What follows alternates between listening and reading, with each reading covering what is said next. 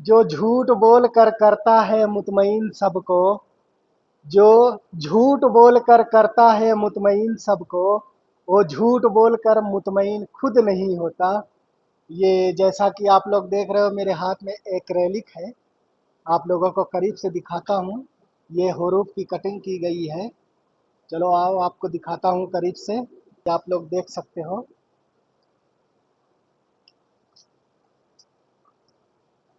आप लोग देख सकते हो, ये सब हुरूफ की कटिंग है।